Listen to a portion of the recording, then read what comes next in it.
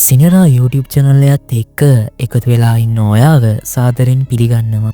අපි හැමෝම ජීවිතේ එක එක කාලවලදී එක එක විදිහේ කතාවලට ආදරය කරනවා.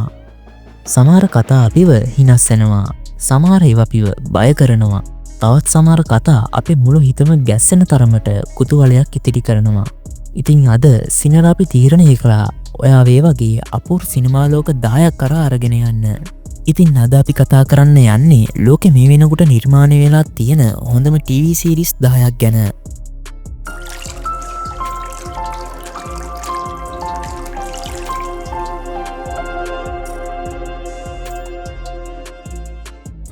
දහවෙනි TV series එක විදියට මම තෝරාගත්තේ The Last Ship TV series එක. අපේ ගමනේ 10 වෙනි නැවතුම විදිහට අපි යන්නේ මුළු ලෝකෙම දරුණු වෛරසයකින් විනාශ වෙලා ගිය කාලයකට. කිසිම බලාපොරොත්තුවක් නැති වෙලාවක මුහුදමැද තියෙන බැටල් ෂිප් එකකට පුළුවන් වේද ලෝකෙම බේරගන්න. හැන්ක් ස්ටයින්බර්ග් සහ ස්ටීවන් කේන් නිර්මාණය කරපු මේ කතාව මුලින්ම ලෝකෙට දිගෑරුණේ 2014 ජූනි 22 වෙනිදා.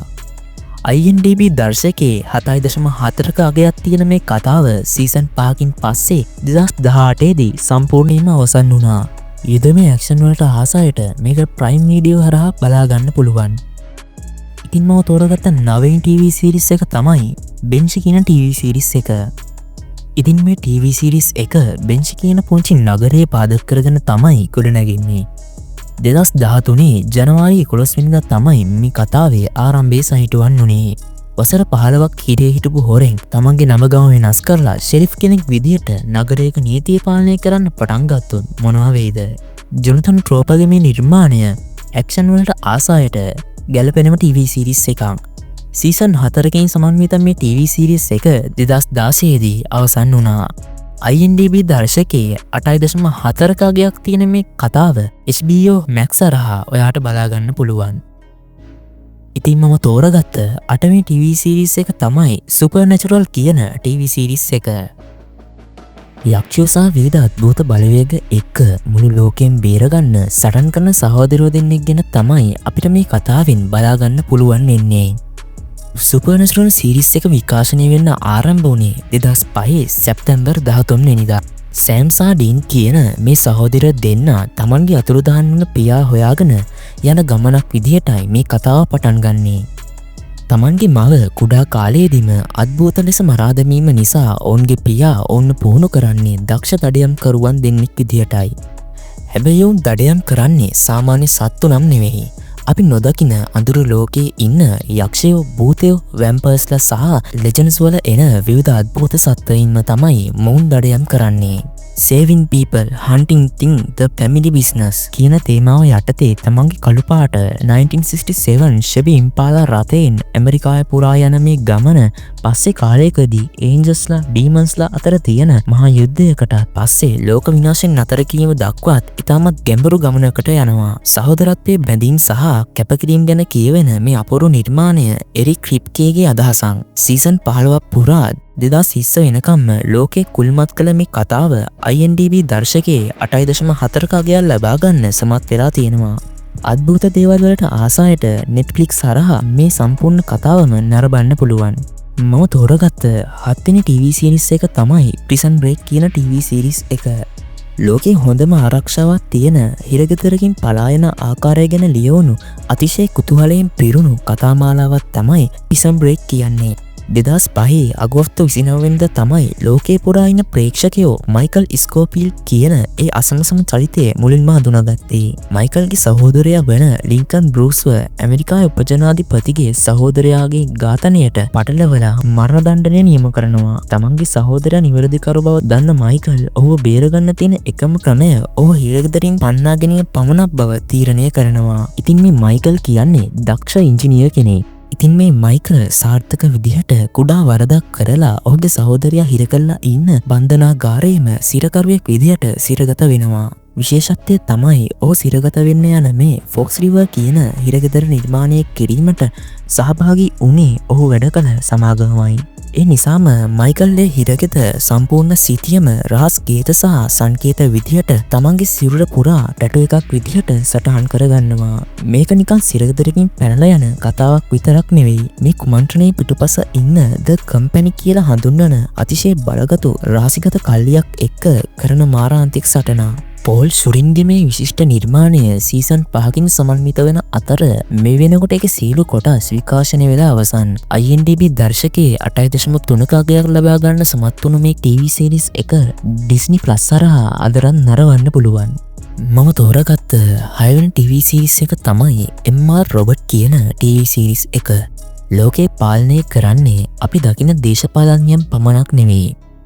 තිරිය පිටුපස සිටින අතිශය බලගතු තාක්ෂණික සමාගම් බව පෙන්වන සුවිශේෂී කතා මාලාවක් තමයි MR රොබර්ට් කියන TV series එක. මේ ප්‍රධාන චරිතය වෙන එලියට් ඇල්ඩර්සන් කියන්නේ දවල් කාලයේදී සයිබර් සිකියුරිටි ඉංජිනේර් කෙනෙක් විදිහට වැඩ කරන කෙනෙක්. ඒත් රාත්‍රී කාලයේදී තමන්ගේ පරිගණක දැනුම පාවිච්චි කරලා දූෂිත පුද්ගලයන්ව දඩයම් කරන දක්ෂ හැකර් කෙනෙක්. එඩියට් කියන්නේ සමාජශීලී නොවන දැඩි මානසික පීඩනයකින් සහ විෂාදයෙන් පෙළෙන චරිතයක්. ඔහු F Society කියලා හඳුන්වන රහසිගත හැකින් ගෲප් එකකට එකතු වෙන්නේ ලෝකේ මූල්‍ය පද්ධතිය හසුරවන E-Corp එහෙමත් නැත්නම් Evil Corp කියන මහා පරිමාණ සමාගමක් නිදමන්නයි. ඔහුගේ ප්‍රධාන අරමුණ වෙන්නේ ලෝකේ සාමාන්‍ය මිනිසුන් මත පටවා ඇති ණයබර සම්පූර්ණයෙන්ම නැති කරලා ඔවුන්ව නිදහස් කිරීමටයි. සෑම් ස්මයිල් නිර්මාණය කළ මේ කතාව ලෝක ප්‍රකට වුණේ එහි පවතින ඉතාමත් තාත්වික හැකින් ටෙක්නික් සහ පුද්ගලයෙක්ගේ මනස ඇතුළ සිදුවන සංකීර්ණ අරගලය ඉතාමත් ගැඹුරින් නිරූපණය කර තිබීම නිසායි. මේ කතාව 2019 වසරේදී විකාශනය වී අවසන් වුණා.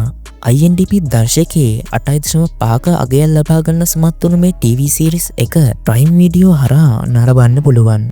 IT field එක වගේම cyber security field එකට ආසායට මේ TV series එක හරියනම TV series එකක්.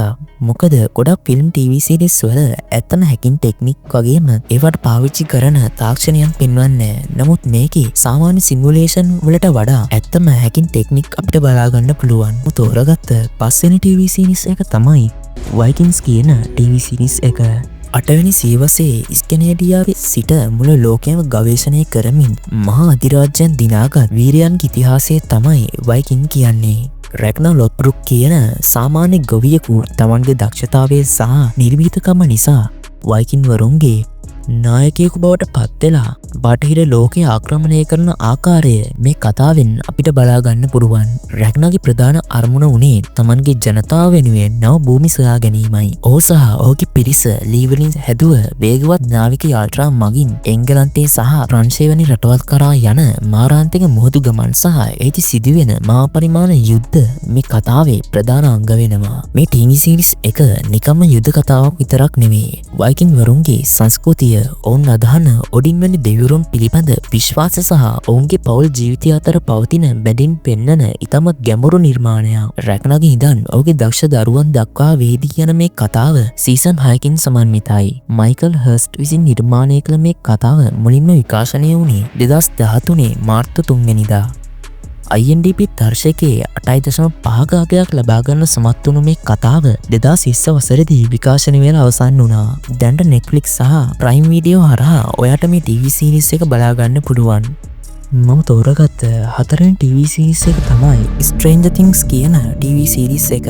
1980 ගණන් වල ඇමරිකාවේ හොකින්ස් කියන කුඩා නගරයක සිදුවන අද්භූත අතුරුදහන් වීමක් පාදක කරගෙන නිර්මාණය වුණු මේ ලෝක ප්‍රකට කතා මාලාව තමයි Stranger Things කියන්නේ.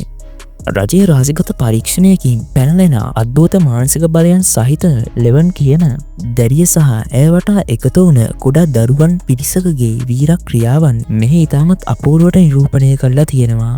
මේ TV series එකේ තියෙන විශේෂත්වය වෙන්නේ අප්සයිඩ් ඩවුන් කියලා හඳුන්වන අපේ ලෝකයට සමාන්තරව පවතින අඳුරු සහ භයානක මානයයි. ඒ අඳුරු ලෝකයේ සිට පැමිණෙන ඩෙමොගෝගන් වැනි රකුසන් සහ බියකරු බලවේගවලට එරෙහිව මේ කුඩා දරුවන් තම මිත්‍රත්වය සහ දක්ෂතාවය පාවිච්චි කරලා සටන් කරන ආකාරය ඉතාමත් කුතුහලයෙන් යුතුව අපිට බලාගන්න පුළුවන්. ඒ වගේම 80 දශකයේ තිබුණු සංගීතයේ ඇඳුම් පැළඳුම් සහ බයිසිකල් වැනි දේවල් නිසා මේ කතාව ප්‍රේක්ෂකයන්ව අමුතු අතීතයකට රැගෙන යනවා. ඩෆර් සහෝදරයන්ගේ මේ අසමසම නිර්මාණය මුලින්ම ලෝකයට ආවේ 2016 ජූලි 15 වෙනිදා. දැනට මේ TV සීරීස් එක අතිශය සාර්ථක ලෙස 5 වෙනි සීසන් එක නිකුත් කරලා තියෙනවා. IMDb දර්ශකයේ 7.8 කාගයක් ලබා ගන්න සමත් වුණු මේ TV සීරීස් එක Netflix හරහා වැඩිම පිරිසක් නැරඹූ ඉංග්‍රීසි TV සීරීස් එක විදිහට වාර්තා වෙලා තියෙනවා. මම තෝරගත්ත තුන්වෙනි TV සීරීස් එක තමයි Peaky Blinders කියන TV සීරීස් එක. පළමු ලෝක යුද්ධයෙන් පස්සේ 1919 වසරේ එංගලන්තයේ බර්මින්ග්හැම් නගරයේ පාලනය අතට ගත්ත දරුණු අපරාධ කල්ලියක් ගැන කියවෙන තේජාන්විත කතාවක් තමයි Peaky Blinders කියන්නේ. මේ ප්‍රධාන චරිතය වන තෝමස් ෂෙල්බි ඉතාමත් බුද්ධිමත් මෙන්ම අභිරහස් පෞරුෂයක් තියෙන නායකයෙක්. යුද්ධයෙන් පස්සේ ඇතිවුණු මානසික පීඩනයක් සමග පොරබඳිමින් තමන්ගේ පවුලේ බලය පීඩි මට්ටමේ දේශපාලන ශේත්‍රය දක්වා ඉහළට අරන් එන ආකාරය මේ ඉතාමත් විශිෂ්ට ලෙස නිරූපණය කරලා තියෙනවා. ඔවුන් තමන්ගේ තොප්පිවල ධාරයේ රේසර් ප්ලේට්ස් සංගවාගෙන සිටීම නිසා ඔවුන්ට Peaky Blinders කියන නම ලැබුණු බව සඳහන් වෙනවා. මේ TV සීරීස් එකේ තියෙන විශේෂත්වය වෙන්නේ ඒකේ පවතින සුවිශේෂී සිනමාකරණය.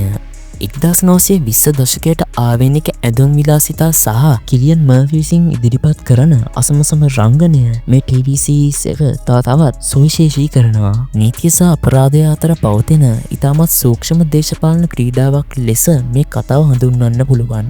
ස්ටීවන් නයිට් නිර්මාණය කළ මේ කතාව මුලින්ම විකාශනය ආරම්භ කළේ 2013 සැප්තැම්බර් 12 වෙනිදා. සීසන් 6කින් සමන්විත වූ මේ ප්‍රධාන කතාව 2022 වසරේදී විකාශනය වෙලා අවසන් වුණා. IMDb දර්ශකයේ 8.8 කගයක් ලබා ගන්න සමත් වුණු මේ TV සීරීස් එක Netflix හරහා නරඹන්න පුළුවන්. ඒ වගේම ෂෙල්බි පවුලේ කතාව තවදුරටත් ඉදිරියට ගෙනීමෙන් නිර වශයෙන් ප්‍රකාශයට පත් කරපු Peaky Blinders මූවී එක මේ වන විට Netflix හරහා නිර්මාණය වෙමින් පවතිනවා. ඉතින් මම තෝරගත්ත දෙවෙනි TV සීරීස් එක තමයි අපි හැමෝම දන්න Game of Thrones TV series එක. වෙස්ටරෝස් නම් මහද්වීපයේ පාලනයෙන් නතු කර ගැනීම සඳහා වංශවතුන් අතර සිදුවන බලාරගලේ පාදක කරගත් ලෝ වැඩිම අවධානයක් දිනාගත් ෆැන්ටසි කතා මාලාවක් තමයි Game of Thrones කියන්නේ. George R.R. මාටින්ගේ A Song of Ice and Fire කෘතිපෙළ හැසුරින් නිර්මාණය වූ මෙහි පවුල් කිහිපයක් අතර සිහසුන වෙනුවෙන් සිදුවන දේශපාලනික කුමන්ත්‍රණ පාවාදීම් සහ දරුණු යුද්ධ ඉතාමත් සජීවීව නිරූපණය කරලා තියෙනවා. මේ TV සීරීස් එකේ තියෙන සුවිශේෂත්වය වෙන්නේ ප්‍රධාන චරිත පවා ඕනම මොහොතක මිය යා හැකි වීමයි. ඒ තරමට මේ කතාව අනපේක්ෂිත හැරවුම් වලින් පිරීලා තිනවා. එක් පැත්තකින් පියාඹන මකරුන් සහ මැජිකල් පවර්ස් සහිත මායා ලෝකයක් පවතිද්දී තවත් පැත්තකින් උතුරේ සිට පැමිණෙන වයිට් වර්කර්ස් නැමැති ඩෙඩ් ආමි එකෙන් මුළු මිනිස් සන්නතියන් බේරා ගැනීමේ මහා සටන මේ කතාවේ ප්‍රධාන අංගයක්. ස්ටාක් ලැනිස්ටර් ටාගේරියන් වැනි ප්‍රබල පවුල් අතර ඇතිවන ගැටුම් බල අරගල මේ ඉතාමත් ගැඹුරින් පෙන්වා දෙනවා. ඩේවිඩ් බෙනිෆෙයාර් සහ ඩී.බී. වයිස් විසින් නිර්මාණය කළ මේ දාන්ත නිර්මාණය මුලින්ම විකාශනය ආරම්භ කළේ 2011 අප්‍රේල් 17 වෙනිදා. සීසන් 8කින් සමන්විත වූ මේ කතාව 2019 වසරේදී සම්පූර්ණයෙන්ම විකාශනය වෙලා අවසන් වුණා. IMDb දර්ශකයේ 9.2ක අති විශාල IMDb අගයක් මේ කතාව HBO Max හරහා නරඹන්න පුළුවන්. ඉතින් මම තෝරගත්ත පළවෙනි වගේම අවසාන TV සීරීස් එක තමයි Breaking Bad කියන TV සීරීස් එක. සාමාන්‍ය නිහතමානී පුද්ගලයෙකු තමන් ජීවත් වන සමාජීය සහ නීතියට අභියෝග කරන දරුණු අපරාධකරුවෙකු බවට පත්වන අසමසම පරිවර්තනය තමයි Breaking Bad හරහා නිරූපණය වෙන්නේ. වෝල්ටර් වයිට් කියන්නේ ඉතාමත් දක්ෂ රසායනික විද්‍යා ගුරුවරයෙක්. නමුත් තමන්ට සුවකළ නැහැකි පෙනහළු පිළිකාවක් වැනදී ඇති බව දැනගන්න ඔහු තමන්ගෙන් පස්සේ තමන්ගේ පවුලට මූල්‍යම වශයෙන් ස්ථාවර වෙන්න විශාල මුදලක් අවශ්‍ය බව තේරුම් ගන්නවා. මේ මුදල් උපයා ගැනීම සඳහා ඔහු තමන්ගේ පරණ ශිෂ්‍යයෙකු වන ජෙසි පින්ක්මන් සමග එකතු වෙලා තමන්ගේ රසායනික විද්‍යා දැනුම පාවිච්චි කරලා අතිශය පිරිසිදු බ්ලූමෙත් නිෂ්පාදනය කරන්න පටන් ගන්නවා. මුලින් පවුල වෙනුවෙන් මේ වැඩේ පටන් ගත්තන් පසුව ඔහු හයිසන්බර්ග් නමින් තමන්ගේ අනන්‍යතාව ගොඩනගා ගනිමින් මත්ද්‍රව්‍ය ලෝකේ මහා රජෙකු බවට පත් වෙනවා. මේ ඇති විශේෂත්වය වෙන්නේ පවුල බේරාගැනීමේ අරමුණින් පටන්ගන්න මේ ගමන පසුව බලේසා අහංකාරය වෙනුවෙන් මාරාන්තික ලෙස සීමාව ඉක්මවා යන ආකාරය ඉතාමත් තාත්විකව පෙන්වා දීමයි. වෙන්ස් කිලියන් විසින් නිර්මාණය කළ මේ විශිෂ්ට කතා මාලාව මුලින්ම විකාශනය ආරම්භ කළේ 2008 ජනවාරි 20 වෙනිදා. සීසන් 5කින් සමන්විත වූ මේ නිර්මාණය 2013 වසරේදී විකාශනය වෙලා අවසන් වුණා.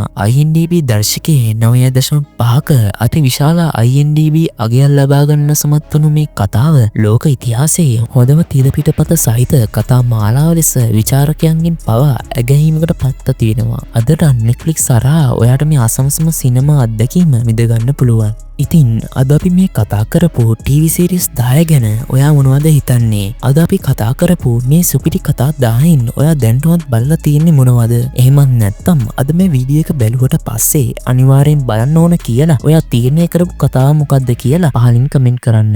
ඒ වගේම සිනමාව සහ TV series ගැන තවත් රසවත් තොරතුරු සහ විස්තර දැනගන්න සිනරා YouTube channel එක subscribe කරලා දිගටම අපිත් එක්ක එකතු වෙලා ඉන්න. ඒ වගේම අපේ වීඩියෝට like කරලා share කරන්නත් අමතක කරන්න එපා.